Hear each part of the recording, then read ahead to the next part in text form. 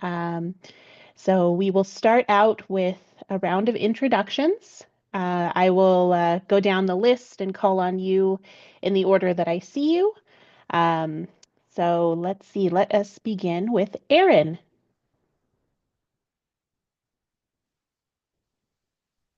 Hi, Melanie. My name is Aaron Tews. I am the community liaison for ADQ in Southeast Arizona, covering Pima County. Welcome. Blue. Hi, everyone. My name is Blue Baldwin, and I manage the Green Stormwater Infrastructure Program for the City of Tucson within Tucson Water called Storm to Shade. Welcome. David. Dave Mack with ADOT. Welcome. Jonathan. Good afternoon. I'm Jonathan, Stormwater Inspector and Project Manager at ADQ. Welcome. Paula. Hi, I'm Paula Bloomer, Town of Marana, Environmental Project Manager, Stormwater person. Welcome. Scott. Hi, I'm Scott Bennett. I'm with the Town of Oro Valley Stormwater Utility. Welcome, Scott. Marie. Hi, my name is Marie Light, and I'm with Pima County managing the Stormwater Management Program. Welcome. Nancy.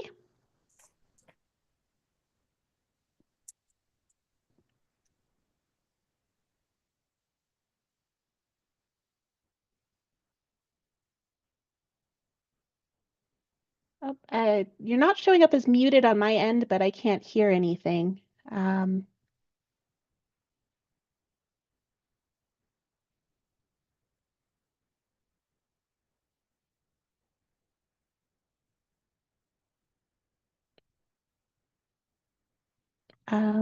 Let's see. Yeah, I still can't hear anything. I believe that Nancy is with Davis-Monthan Air Force Base. And hopefully we can get the audio worked out. So I'll move on to Idalis. Idalis, I'm the project manager from the town of Sahuarita. Welcome. And finally, I have Chris. Hi, my name is Chris Gold, environmental specialist with the town of Marana. Welcome, everyone. Did I miss anybody?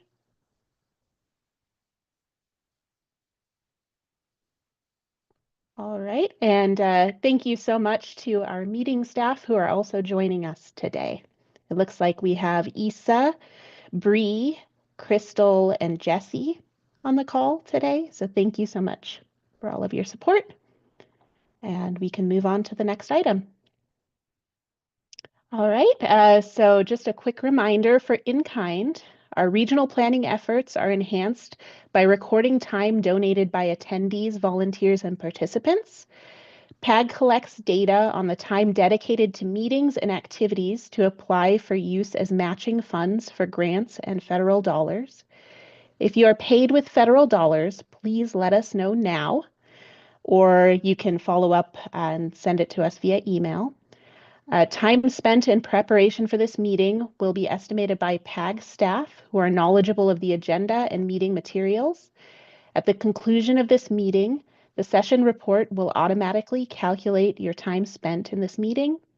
Time spent working on PAG and RTA initiatives, programs, and special projects may also be eligible for consideration for matching funds.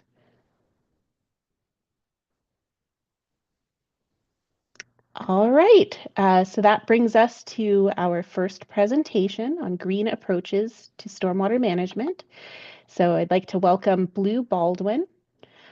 Blue joined the City of Tucson in January 2021 to manage Tucson Water's new Green Stormwater Infrastructure Program, Storm to Shade, which builds and maintains green stormwater infrastructure on public property throughout the city with a focus on equity and investment in historically underserved areas. Prior to her employment with the City of Tucson, Blue managed a garden and ecology program for Arizona's second largest school district in partnership with the University of Arizona, and has worked in a variety of sustainability-related fields in Tucson, San Francisco, and New York City.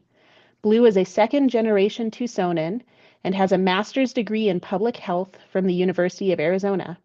She is passionate about the power of nature-based solutions and inviting nature back into the urban environment. Welcome, Blue. I'll turn it over to you. Thanks, Melanie. And let me just check with you. About 10 minutes is what we're shooting for me to talk. Sure. That sounds good. Okay, I'm you. going to try to go quickly then. Hello, everybody. It's great to be in a room with a bunch of people that I don't think I know many of or have met before. So please feel free to pipe up if you have a question anywhere along the way, and we can have this be a more conversational presentation. I would love that. Otherwise, I'm just going to plow ahead. So again, my name is Blue Baldwin. I am with the City of Tucson under the Department of Tucson Water, and Storm to Shade is the city's green stormwater infrastructure program. Practicing advancing the slides. So this program, Storm to Shade, was envisioned by our mayor and council in response to the climate emergency that was declared in 2020. So Storm to Shade is part of the city's Tucson Resilient Together Climate Action Plan, and is also part of the One Water philosophy that was adopted by Tucson Water. This basically just means that stormwater is considered one of an integrated portfolio of water resources to be managed and used for highest and best purposes. And the graph on the right shows all of the various sources of water that have been used by Tucson Water in the past, from groundwater to recycled water. And you can see at the end of the graph around the year 2010, that little line, that little green line appears, which is stormwater. And this signifies the beginning of the city beginning to think about stormwater as a resource that we can manage. That line is not to scale, by the way. You probably wouldn't even be able to see it if it were. We are dealing with relatively small volumes of water at this point, and I will go into that a little bit later. But just for context, again, we are situated within Tucson Water in a division called Conservation and Stormwater Resources. You may have heard of Tucson Water's conservation program. That is the program that provides rebates for water efficient appliances. Most lately, it's offering rebates to residents who install rainwater harvesting basins at, I think it's approximately $1 per gallon of capacity. And that program has existed for many years now and does all sorts of things, including a lot of K through 12 education, partnering with Smartscape to provide landscaping, best practices, trainings to contractors, a whole gamut of conservation-related activities. Storm to Shade is a new program, but sits within the same division and is funded similar to the conservation program in that we are funded by a small fee on folks' water bills within the city. So if you live within the city of Tucson, you pay a water bill. The next time you look at it, you'll notice a little emblem that says green stormwater, and that is what is contributing to the Storm to Shade Fund. It's 13 cents per CCF consumed, and that averages to about just under $1 per household, and that is to both residential and commercial customers within the city. It is not assessed outside of the city limits because we do not work outside of the city limits. So the mandates of Storm to Shade, when we were first envisioned, were to build new green stormwater infrastructure projects throughout the 6 wards of the city of Tucson, number 1, to maintain legacy, any already existing and any new green stormwater infrastructure that gets built within the city. And to do both of these things with an equity framework. So prioritizing those neighborhoods and communities that have been historically disinvested in and are most vulnerable. And we'll come back to this in a moment as well. We are in it for the co-benefits. Storm to Shade is not a regulatory driven program. We are not the holder of the City of Tucson's MS4 permit. We are building green stormwater infrastructure using stormwater runoff as the primary irrigation resource to green the urban environment and bring all of the benefits that added vegetation provides to the urban environment. So improving air and water quality, providing shade, the cooling effect that vegetation has through its process of photosynthesis, getting people outside into greener and cooler shady spaces, creating habitat for our native critters, mostly birds, pollinators, and lizards. And again, using stormwater as the primary irrigation resource to support all of this vegetation.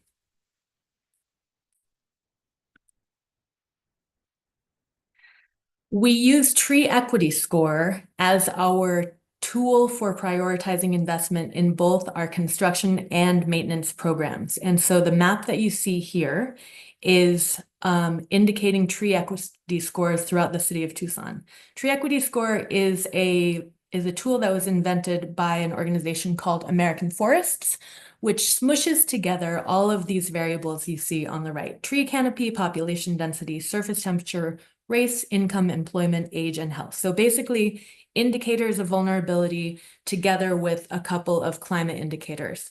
And if you look at this map, you will probably see nothing that surprises you. This would be a nearly identical map to a heat map if you laid that across the city of Tucson. And also there are a lot of overlaps with flood zones in the city where you see lower tree equity score as well. So this is how we look within each of the 6 wards of the city to identify those areas that are in need of more green space through green infrastructure. This is just a screen grab from our website, which I point out if you are interested in learning more about our projects, you can go here.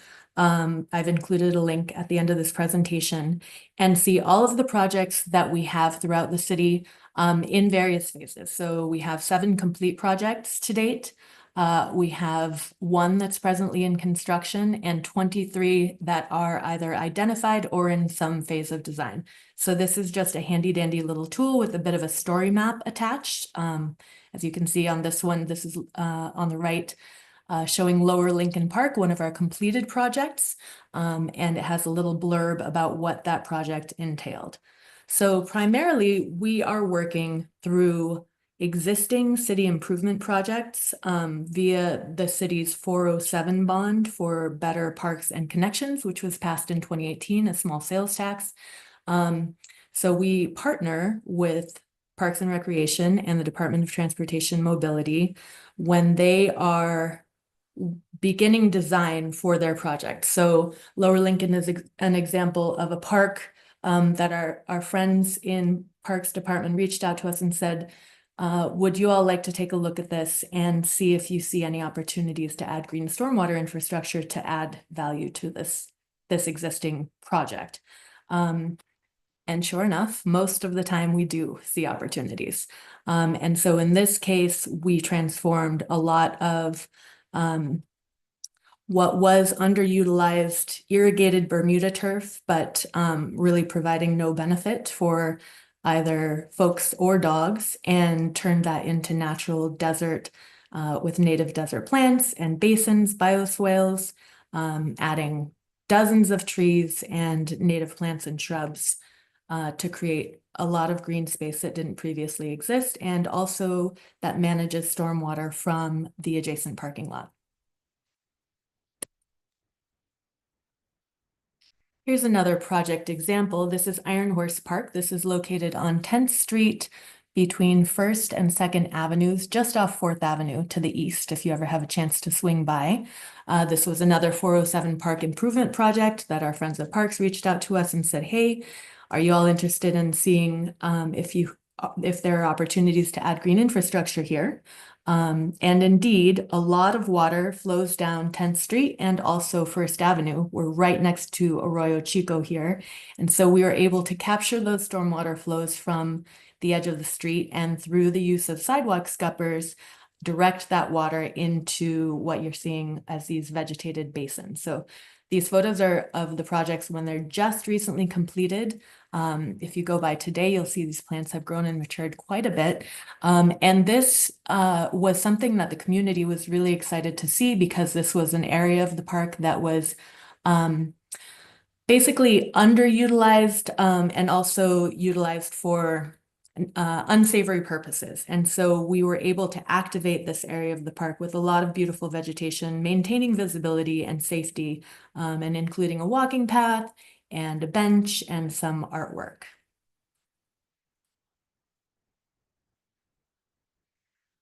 Moving on to our maintenance program. So maintenance was an issue that was identified very early on that the architects of the Storm to Shade program really wanted to take on.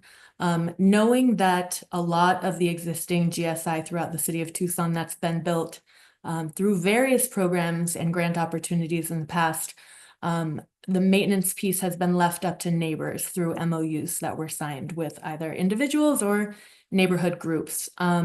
But as folks probably know, those kinds of agreements tend to fall through the cracks over the years as people either move out or age out of being able to provide those maintenance services. And so establishing a dedicated source of funding for maintenance was a really high priority, and that we have done. It just so happened that right after I was hired in January of 2021 and the program launched, some friends at the U of A came to us with a grant proposal to establish a green stormwater infrastructure maintenance protocol for the city of Tucson. And through that funding, we were able to hold massive stakeholder meetings. We had, I think, 52 folks in a room, a virtual room, that is, this was in the depths of COVID, where we were really able to drill down into the nitty-gritty, into the weeds, if you will, of best practices for the maintenance of green stormwater infrastructure. And really at the end of the day, where we landed was that best practices for green stormwater infrastructure support the health of the landscape over all else. And in that way, we were able to take folks' individual preferences for certain kinds of plants or a certain aesthetic out of the equation. And so our driving force is supporting the health of our native landscapes only after human health and safety. So through this grant, we were able to engage the community and a wide variety of stakeholders to establish these standards and best practices. We then created modules, training modules in both English and Spanish, which we invited everyone inside the city, outside of the city, all were welcome to attend 4 modules that really delved into best practices. And then we started working those practices. And over our first couple of years, my slides got a little funky in translation. I'm sorry about that. But over years 1 and 2 of our maintenance program launching, we hired contractors, external contractors, through a city procurement process. We hired a couple of GSI practitioners who are very much from the community grassroots, came up through organizations like the Watershed Management Group, folks kind of like Brad Lancaster, who's a well-known rainwater harvester in town, people who really know their stuff in rainwater harvesting. We also hired Tucson Clean and Beautiful, which has crews that do maintenance, and Tucson Audubon Society. We love having hired them because they are our certified herbicide applicator, knowing that they have the health of the ecosystem in mind first when it comes to needing to use chemicals to eliminate things like Bermuda and buffalo grass. And we also hired Santa Rita, which is a large landscaping company. I really was excited to hire one of the big guys in the city. Santa Rita is now in Phoenix as well. in order to really try to change the direction of the ship, to get our foot in the door with a big landscaping company, require their crew to go through extensive training, and then adhere to these principles of best practices that we had established for them. We did a lot of maintenance visits. We removed a whole lot of buffalo and Bermuda grass in assets that had been neglected over several years. We partnered with our Department of Transportation Mobility to get a lot of the low-hanging fruit items like volunteer trees removed. We met our projected budget and we launched an integrated asset management system. I need to take a break, you all. I'm so sorry, Melanie. I will be right back. Wonderful. Thank you.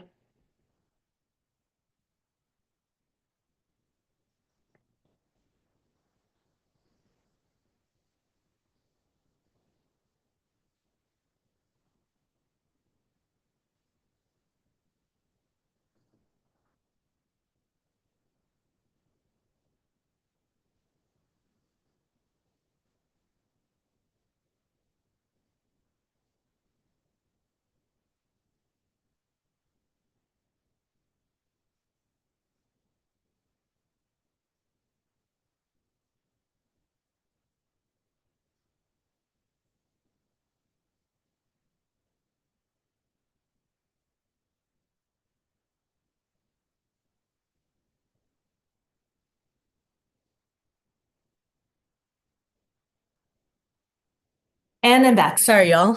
Small Welcome back. small but necessary conversation. Okay. Finally, launching the Hexagon EAM asset management system. This has been an incredible lift.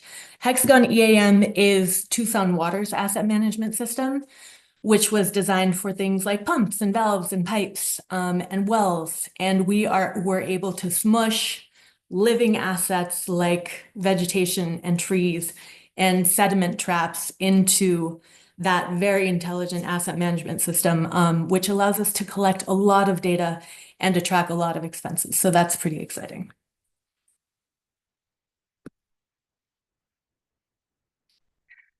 Something that has launched that we did not anticipate is a partnership with Pima County Regional Flood Control District. And this is very exciting.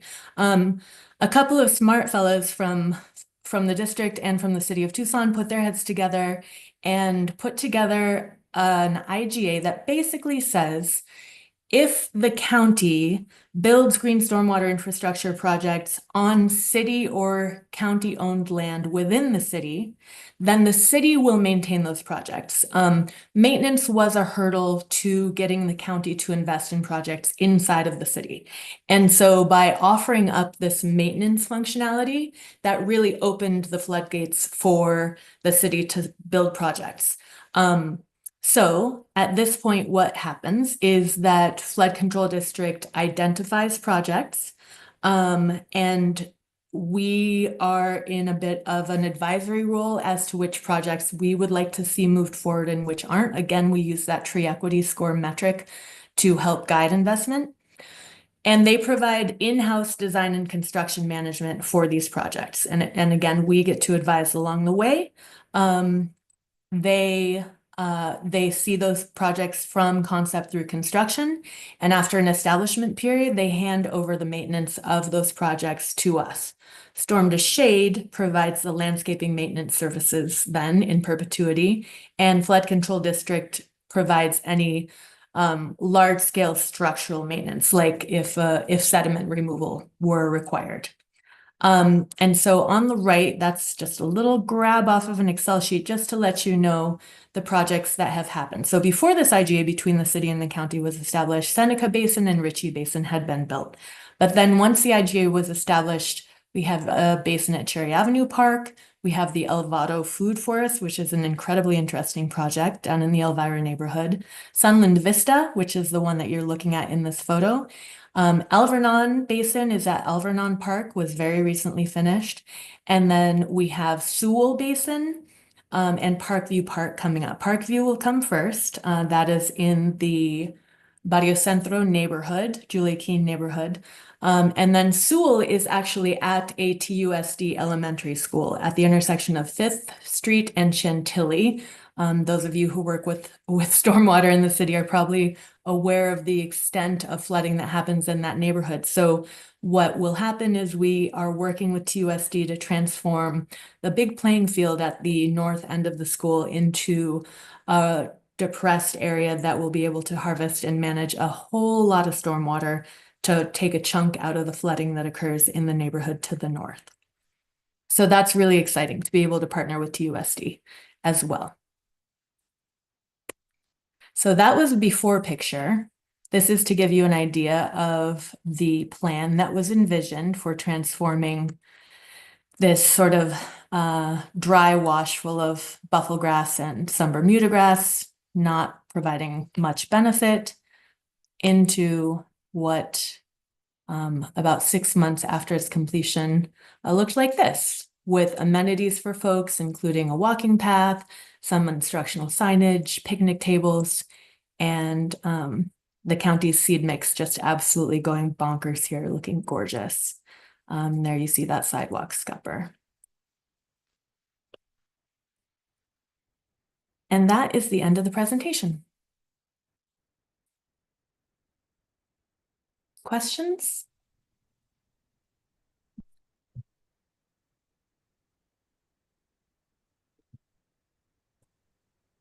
No questions. Ah, Marie. Hi, Marie. Hi there. It's not so much a question, but congratulations on how wonderfully your program is developing. And I must say, I had the opportunity to see the Sunland Vista just after it was built.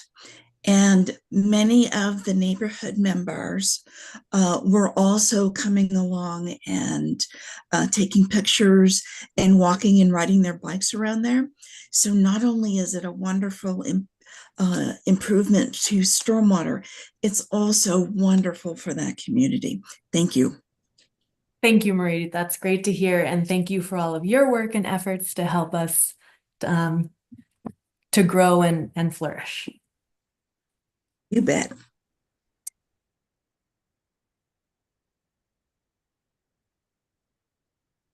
Nobody else? City of Marana, Oro Valley? Sarita, anybody want to know how to make this happen? Aaron. Hi, Blue. Yeah. I wanted to say that I have some of these sidewalk scuppers and one of those first slides you were showing near my house, and it looks like it's very successful every time it rains. Oh, good. I also wanted to know that how you reached out to the county originally, the flood control district, and started like proposing, the maintenance kind of contract that you were talking about. Mm-hmm. You know, Aaron, I cannot take credit for that personally. It was a vision that both Greg Jackson, who is the deputy of the city's Parks and Recreation Department, has been in the city for a long time and is just a great guy. He's the kind of person who's able to see a big picture and find ways to do new and innovative things. He put his head together with Eric Shep, director of Pima County Regional Flood Control District. And that's all I know. The next thing I knew, we had an IGA that we were passing back and forth and editing, and that's how we landed where we are today. But I think just great credit to folks having vision, seeing where there was a gap and finding a way to fill that gap in order to facilitate good work happening mutually between both of the municipalities. And I've got to say, these projects that Flood Control District is able to build are really, really important because they're on a much larger scale than the projects that Storm to Shade is able to build, given the budget that we're working with. And so they really turn into more of like these sort of neighborhood stormwater parks. Whereas most of the projects we're working on are sort of a corner of a park here, or a series of chicanes or traffic circles on a bike boulevard. Yeah, so it's been an awesome partnership. We love working with our friends at Flood Control District to design these projects. We're still working things out.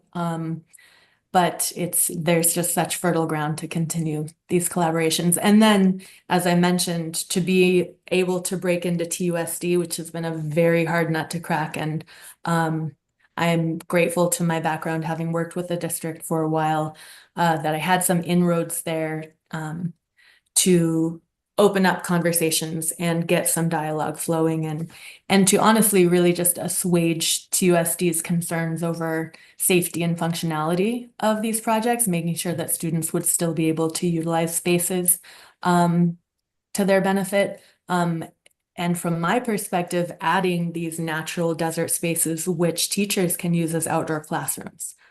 So that's very exciting. Yeah, thank you. It sounds like it's really awesome, and you guys got a lot done with your partnerships. Yeah, thanks. Blue, I'd like to invite you to Marana to come work your magic up here Yeah, anytime. excellent. Paula, Yeah. invite me really. Dominic Rulo, do you know him? Oh yeah, oh yeah. So we were heartbroken when Dominic left us because he's so amazing. Yes. And he and I have chatted about me potentially coming up and presenting to whoever you think would be the best audience there. I would love to speak with y'all. Well, I will get with Dom and we will see what we can do because that works for his group, my group, and everything. It's a wonderful program. You've done a very good job. Oh, thank you, Paula. Appreciate it. Nice to meet you.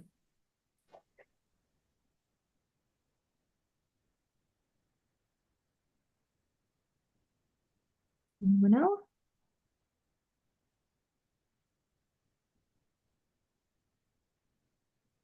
I think it's all you, Melanie. All right. Well, thank you so much for presenting. We really appreciate all of the great information that you shared and all the beautiful photos too. I've been lucky enough to tour some of these sites as well, including Sunland Vista, and really, really excited to see all the wonderful, wonderful work that's being done out there. So thank you so much. You're welcome. Thanks for having me.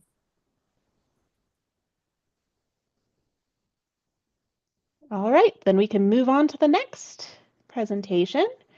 So for agenda item 4, we will be covering MS4 audits and inspections, and we welcome Jonathan Paul, who has worked at ADQ as an inspector for 5 years and is now a project manager working on data collection and electronic reporting. So I'll turn it over to you, Jonathan. Welcome. Great, thank you. So yeah, I have a very short presentation today, wherein I'll be providing you with some insight on ADQ's plans for a new form of inspection that we'll be conducting with the MS4s to evaluate construction runoff programs specifically. So if you can take me to the next slide, I'll start with a brief bit of history and context. So EPA delegated the pollutant discharge elimination system responsibilities to ADQ under the ZIPDES program in 2002, and we have since committed to a compliance monitoring strategy, or CMS for short. Currently, the CMS from 2014 dictates a percentage of our universe or a schedule for inspecting each year the Clean Water Act permits that we issue. Those frequencies dictate the required number of inspections ADQ must complete per inspection type each fiscal year. And currently there are a total of 54 permitted MS4s in the state. So based on the current CMS, each MS4 receives an audit every 5 years, which equates to an average of about 10 MS4 audits each fiscal year. We can go to the next slide, please.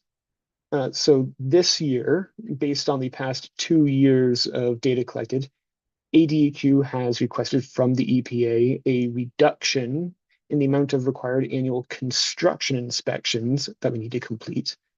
And we will instead be performing program-specific focused inspections around municipal requirements that are implemented to protect the stormwater infrastructure that may lead to an impact, a protected surface water.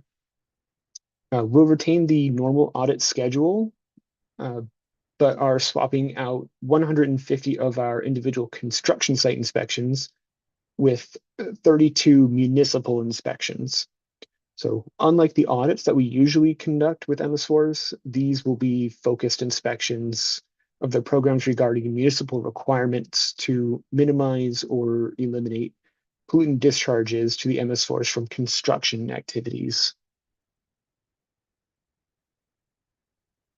So in line with our usual process, we'll use a checklist to review the municipal program with respect to how runoff to and from construction is reviewed, permitted, inspected, and managed.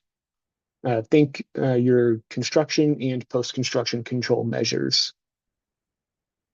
Expected outcomes will vary depending on the location of the MS4 inspected, and we believe the largest impact will be around clarification of the applicability and implementation for permittees and municipal staff, followed by a reduction in regulatory interruptions.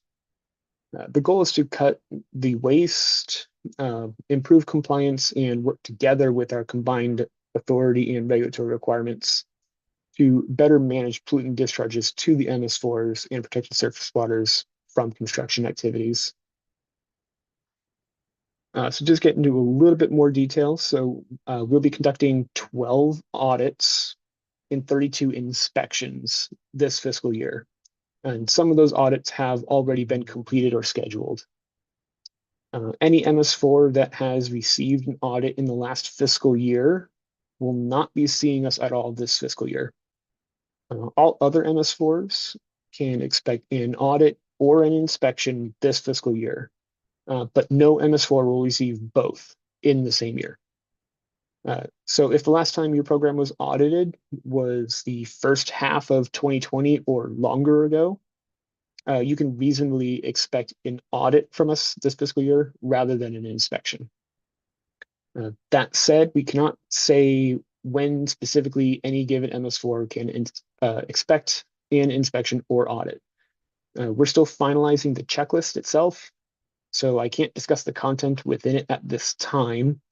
And when it is complete, we will not be able to share the checklist until 30 days prior to the MS4's inspection, where we will provide first notice of the upcoming inspection.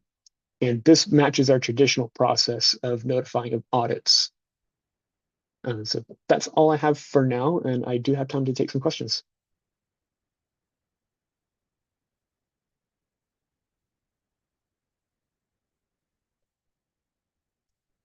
Paula?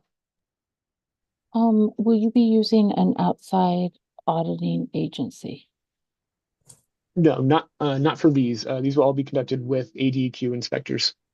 Okay, for both the inspections and the audits? Correct. Okay. Yay.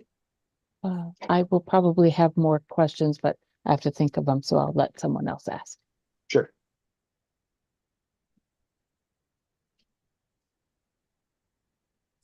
Hey, Jonathan, this is Marie. I have a question for you about doing the audits for the MS4s. Are there any areas that you're planning to do to focus on? And if you're going to do field inspections, are you picking the sites, or are you looking for recommendations from the MS4? So for the audits, these are the full program audits that cover all 6 MCMs. And with those, we look at two of your outfalls or 2 of your monitoring points, whichever that you may have, 2 construction sites, and 2 municipally owned and operated facilities. So we usually like to leave those selections up to the MS4. So you can choose your best ones to show off to us. You can pick your worst ones to get advice from us. So unless we have a specific site within your MS4 that we really want to see, we usually leave it up to you guys. As far as the inspections, those are very centered, very specifically around construction operations within the MS4. So for those, we would only see, I think we're expecting to look at 2 construction operations during that inspection process. That's still kind of being workshopped internally though. And I can't say for sure if we'll be picking those ones or if we'll be letting the MS4 pick those. Does that answer your question?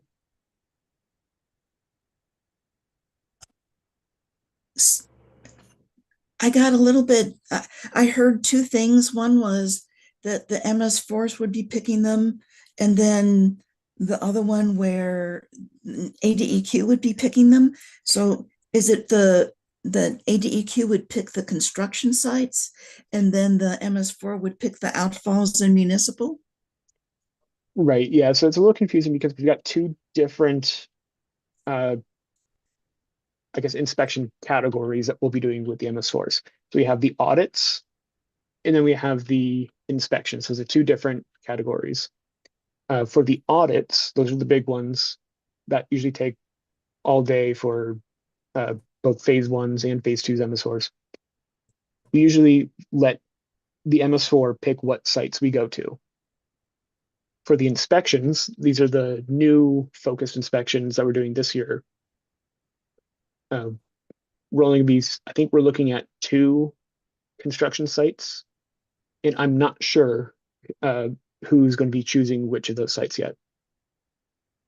Okay, I appreciate the clarification. That's good. Yeah, I can understand it's a little confusing because we got inspections and audits, and they're kind of synonymous, but we got we're trying to differentiate between them. Yes. It's a little confusing, but thank you.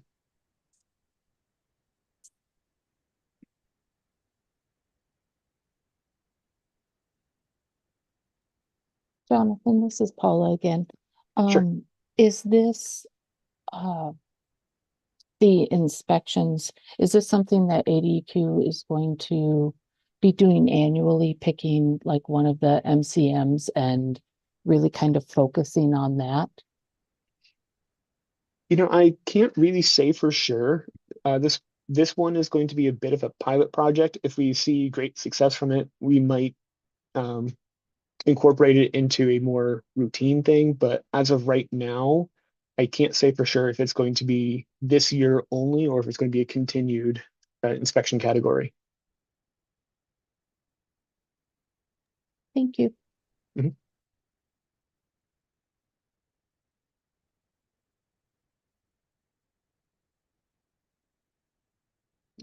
Any other final questions?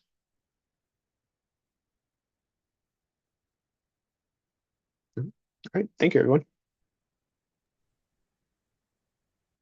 All right. Thank you so much for joining us, Jonathan, and for providing a very informative presentation. All right, so we can move on to our next topic, and that is agenda item 5, the City of Tucson Stormwater Retrofit Projects. And we have with us today Elizabeth Leibold, who is a civil engineer and certified floodplain manager who works for the City of Tucson Department of Transportation and Mobility in floodplain administration and stormwater quality management, and is the city's community rating system coordinator. So welcome, Elizabeth. I'll turn this over to you. Thanks. I'd like to say congratulations to Blue on her wonderful presentation. I really enjoyed that, and thanks, Jonathan, for the information about the upcoming inspection. The City of Tucson is anticipating the special new inspection this year. So the City of Tucson is an MS4, and it's a separate storm sewer system in that we don't connect our sanitary system and storm drain system. So the storm drain system is a totally separate system, and the water that runs off our roofs and our streets runs into ditches, curb line, and goes into washes and ends up in the regional water course where we have our fastest recharge rates, also in the major water courses, and we can recharge our aquifers through those systems. And so water quality is important. And we're going to talk today about how retrofits work as a part of that equation to help keep our stormwater quality clean. Next slide. So the city of Tucson is going to be talking about the retrofit requirements that are included in our MS4 permit, this 5-year permit. And we're going to talk about our proposed projects. Next slide. So within the city of Tucson's MS4 permit, this is a 5-year permit. There's different stages of the retrofit project. The 4th year is when we turn in our report, and we've already submitted our locations during our 1st and 2nd year of the permit. We'll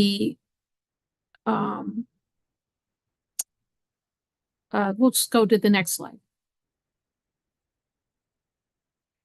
So the city of Tucson, next slide. Yeah, right there. Thank you. This slide here just kind of generally shows that we have many water course systems throughout the city.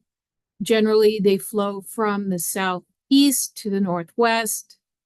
And as those smaller channels converge, they go into larger water courses. And then those major water courses head over to our regional water courses. The Pantano that runs along the east, that runs south to north primarily. We're taking on some tributary flows from the foothills, from the north, from the Catalinas into the Rito. And the Rito combines with the Santa Cruz at the northwest portion of the city. The Santa Cruz River runs along the west side of the city and is our major water course, handling over 60,000 cubic feet per second during the 100-year event. All these waters are flowing across the city, and they impact our groundwater because the surface water quality is direct relation to our groundwater quality. And so with the fact that the city of Tucson has a large number of potable wells, stormwater quality is very important to the city of Tucson. We also have a unique situation in that the city has more harder soils than other jurisdictions in the area. We have hydrologic soil group C and D, which other municipalities don't tend to have. Those harder soils, along with caliche, that we also experience here in Tucson, it's kind of this harder marbleized soil. These types of conditions increase the runoff and make stormwater quality a more important aspect of keeping our groundwater clean. So the sampling sites, I should have had those colored differently, but there's 5 sites within the city of Tucson that we sample annually. Those sites are part of our regular sampling requirements, and we sample them in the winter and the summer every year. And we check for a list of analytes, and we look to see if there's exceedances. And when there's exceedances, we try to identify a source, and we try to figure out how to fix that. So that's generally what the sampling program is about. The retrofit project, let's move to the next slide. So we, let's talk about exceedances a little more. So the city of Tucson prepares an annual report and includes our sampling data. And we also include a bunch of other results from various other types of stormwater activities such as outreach and illicit discharge elimination outreach. So there's a bunch of activities, but for the sampling, we do check for exceedances, and two of the exceedances that we see more frequently are E. coli and copper. The city of Tucson hasn't found that copper appears to be significantly changing. If it was significantly changing and it might be near an industrial site of some sort, then we might find a reason to pursue reducing that analyte. Keep in mind, Arizona is the copper state. Next slide.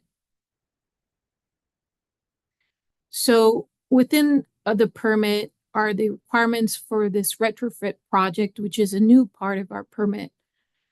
And it primarily focuses on post-construction and how do we look at post-construction and retrofit it so that it addresses issues with regards to exceedances.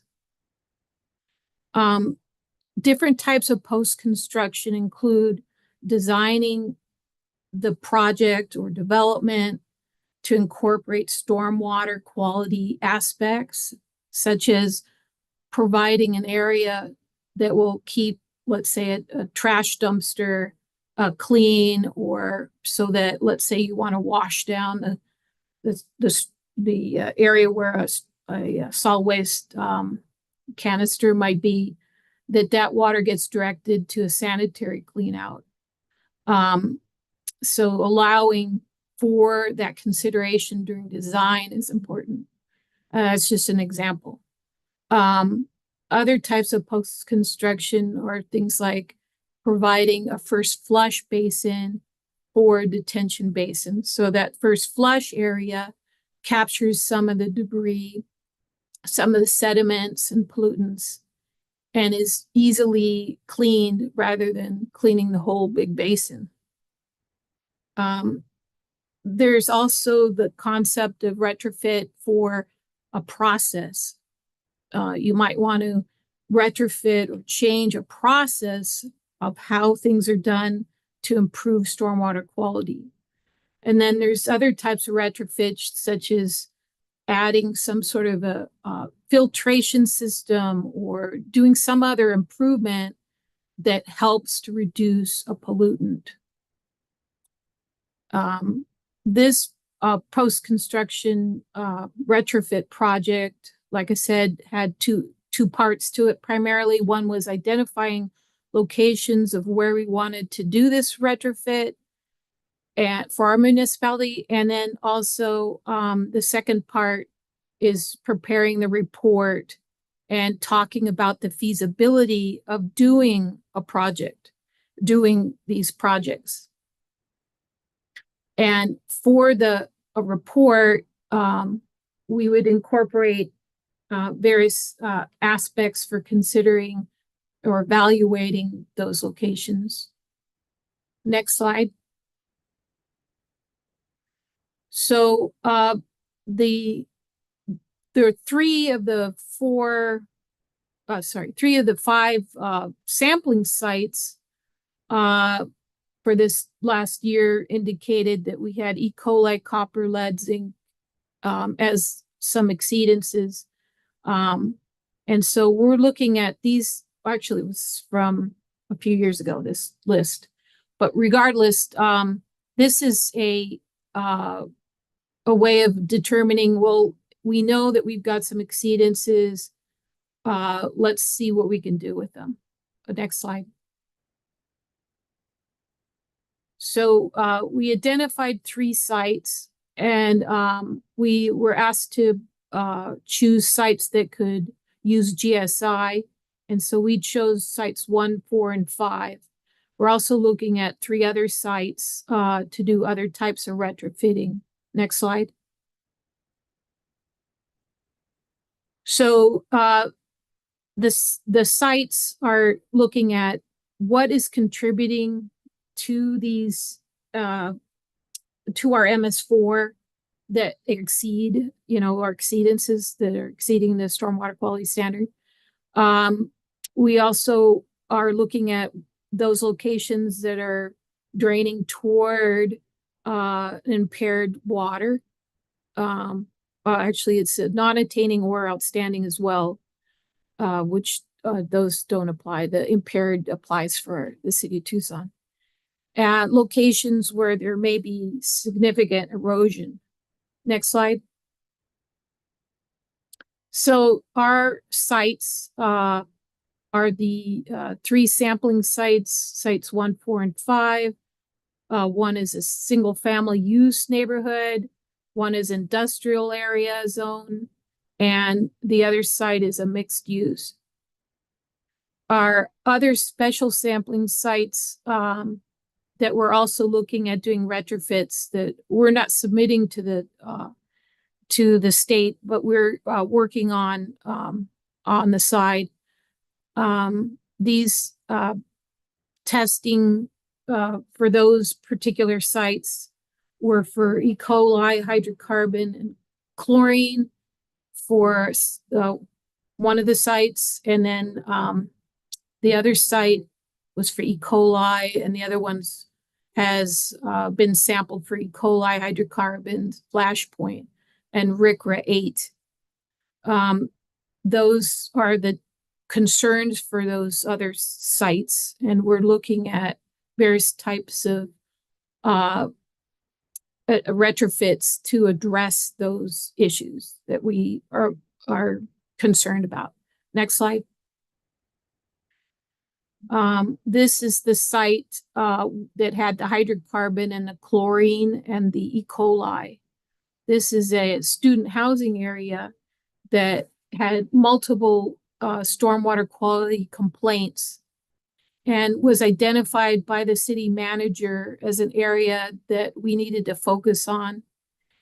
This particular site has multiple student housing facilities, and there's a scupper outlet at the downstream side of this area. So that's the area where we've been sampling, and we happen to be sampling over the years, so we have some good historic data so we can compare before and after effects of any type of retrofit that we apply here. Next slide. So for this particular site, we're looking at how do we address these issues. For instance, at one of the student housing structures, they found that the residents were bringing up their dogs to the roof and using that as an area to allow them to do their business instead of an allocated area that was across the street where the yard was checked daily, I guess, for or the residents would pick up after their poop or be checked by the maintenance. And so in the case of the people that brought their pet to the roof, of course, the poop would go down the storm drain and directly go into the street. And so we don't want that to happen, obviously. So part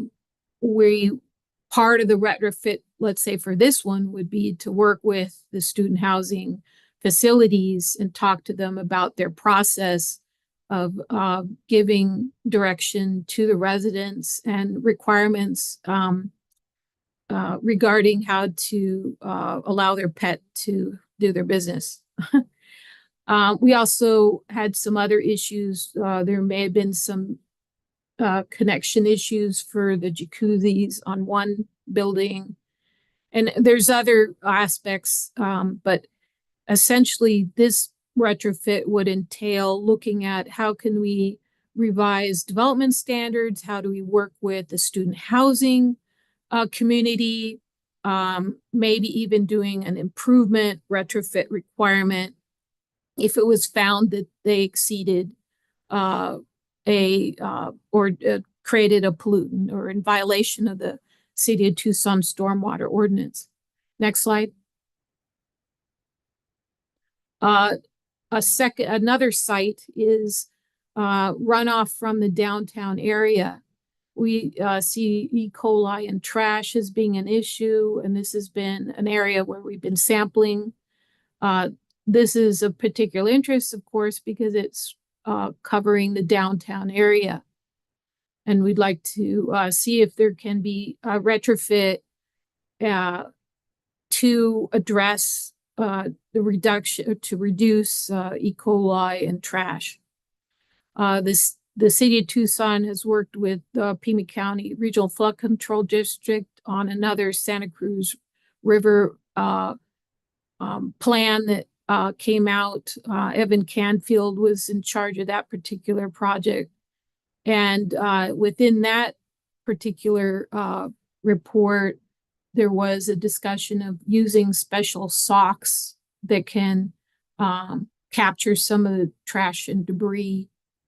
And so we're going to be talking to the county about where those are going to be applied and see if some of those can be applied to this segment of the tributary that enters the Santa Cruz River in the downtown area. Next slide. Another site is the, it's a ADOT and city area, and we've talked to ADOT, and we are pursuing further discussions on how to look at reducing pollutants from this particular area. We do have a somewhat industrial zone there draining off into the Santa Cruz, and we would like to work with ADOT on it would likely require maybe the railroad as well to look at how we can reduce the pollutants in this area. Next slide. So for the other 3 sites, these sites are going to be part of our retrofit report that's due at the end of September 2025. And we've been working with WSP, who is the consultant that's assisting us with this project. And we provided them with these 3 sampling sites that we're going to be using for our formal report that goes to the state. And they are located, as you can see in this map, the northern site, you can see there's a sub-watershed to the south, and it appears to be separated from the other portion of that sampling site 5 watershed, but technically that smaller blue area drains into a storm drain, and then it goes through the sampling site 5. And so that's why it looks separate watershed there. But each one of those sites are more than 5 miles away from the Santa Cruz impaired water area. The Santa Cruz River is being assessed as draft impaired for the Santa Cruz just to the downstream portion of the City of Tucson. Next slide. And so we have checked the locations for various aspects. We can see here. We also looked at different locations within those 3 sites for potential areas where we could siphon off some of the water to, it's kind of like having a first flush effect. And they can either go into these little kind of water harvesting areas or use them as a curb cut next to the sidewalk there, and then populate the area with a type of plant that may have characteristics to reduce a certain type of pollutant. And so our consultant has identified a bunch of sites, and then we ranked them. Next slide. The ranking is given a certain number of points, and then we count those points and then give it a rating. And so these criteria are part of the criteria identified in the permit. And I don't want to get too much into detail here. This is not as interesting as the other presentations. But okay, next slide. So essentially, we're looking at doing these different types of retrofits. We're going to work with Storm to Shade, talk to them about our project this year, show them where we're at with our draft report, talk to them about if they have some ideas about what to plant in some of these areas that might have potential to reduce pollutants. And we already know we have a GSI program that does work to help reduce pollutants. But this feasibility report is a requirement from our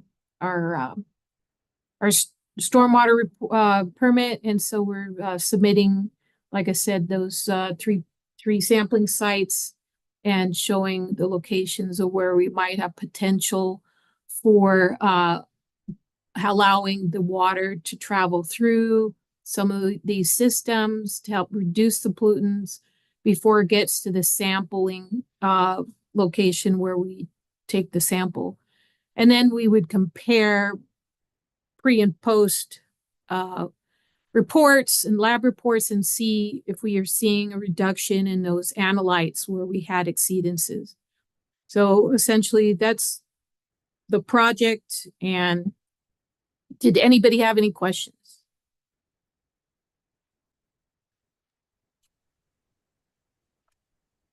I do. Hi, Elizabeth. Hi. Hi. Just want to say, really looking forward to working together on this stuff. I think it's very exciting, and it will be fun. And I also wanted to say on the retrofit project that you were describing having to do with the student housing and dog business, that just like screams to me like masters in public health collaboration with some hydrology student, someone studying water quality at like the master's level, and a collaborative thesis project to do like an education outreach campaign for students about this stuff. Have you considered I think that's that? a great idea. Wouldn't I that think be cool? Yeah, I think Blue, I think I've got a great idea there. I say we bring in the students, actually, the campus, to tell the other students to clean up their act. Exactly. I think Yeah. it's a great student project. I like that idea. I Awesome. love that idea. Okay, well, let's talk about it. Yeah. Okay. Thank you for your presentation. Yeah.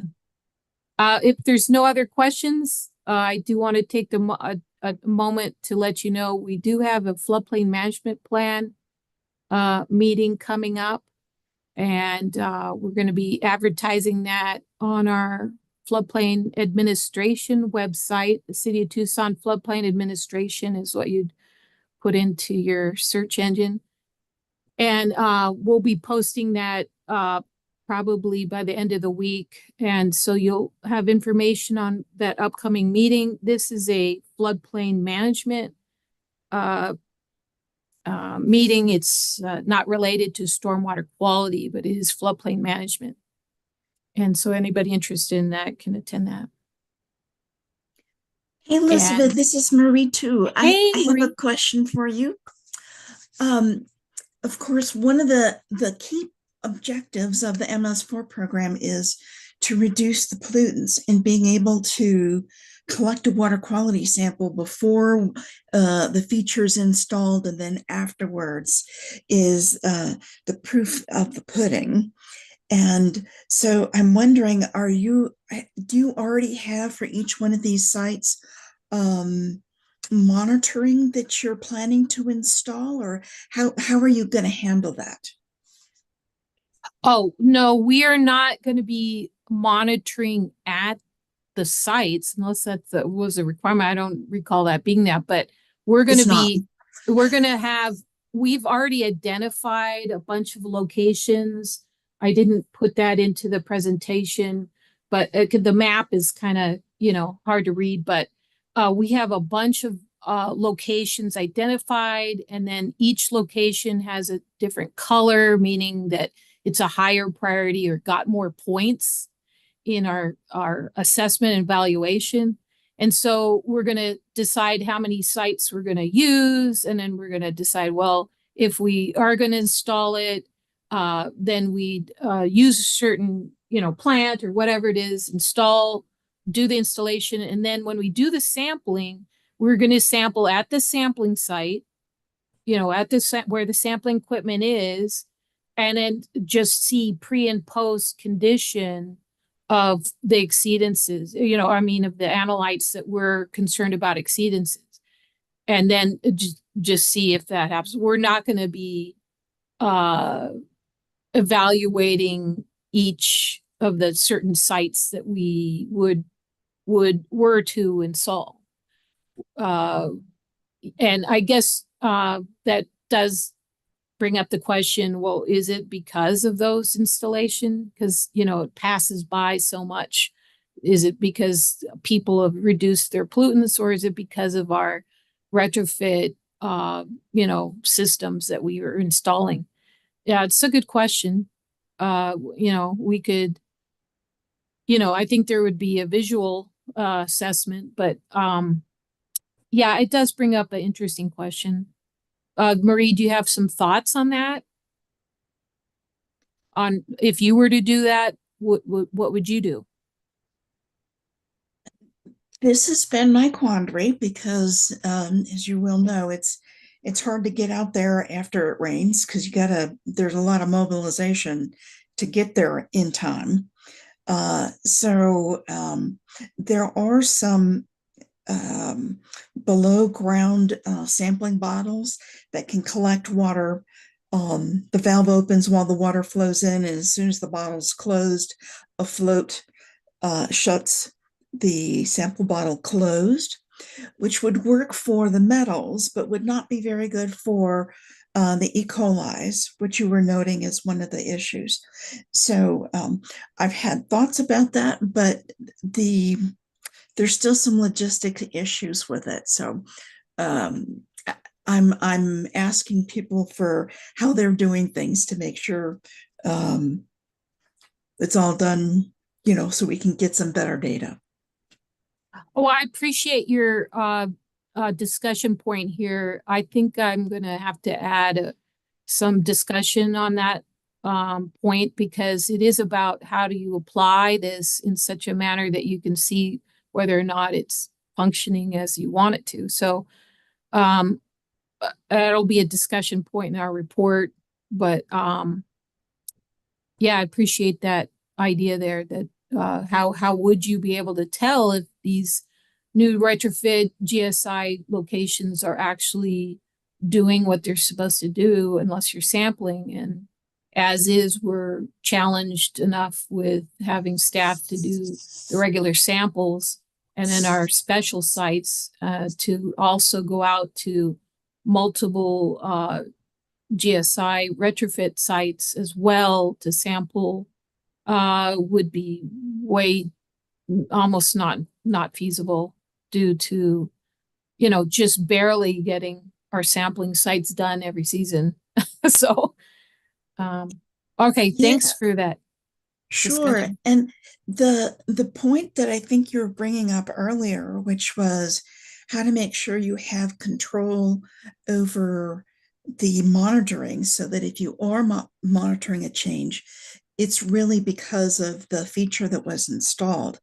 And so there are so many things that can change in the watershed that drains to a monitor point, that it's almost like it has to be done as a science project, rather than we're in an operational mode at a particular location, which has people walking their dogs or,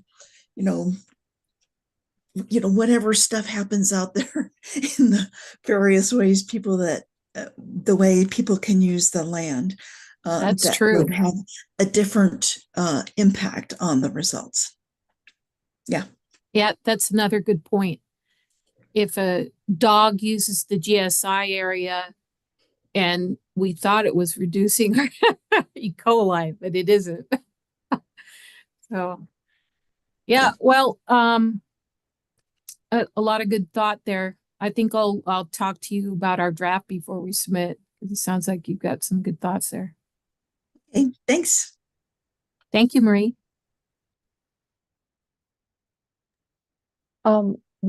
Marie and Elizabeth, I have a question. Marie, those water underground canisters, the town of Marana is using those. Can you tell me though why they don't work for E. coli? So once the sample is collected for E. coli, it needs to be put on ice immediately. If you don't do that, now you have a body of water that's going to be heating up in the ground. And so you're going to have growth of the thing you're trying to analyze. And so you're going to get a bias to a higher number. Unless, of course, you're right there when the water's running by and you can pick up the bottle and stick it in an ice chest. Gotcha. Okay. All right. But just as we've been using them now year and a half, and I have to say that because we also test for ammonia, they have been a game changer out here for that because, like Marie said, mobilization, they've been fairly easy to install, fairly maintenance free,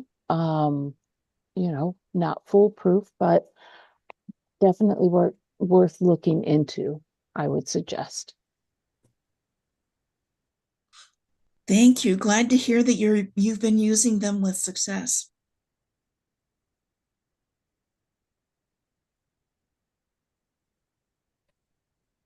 Is there any other question? Melanie, do you want to take over?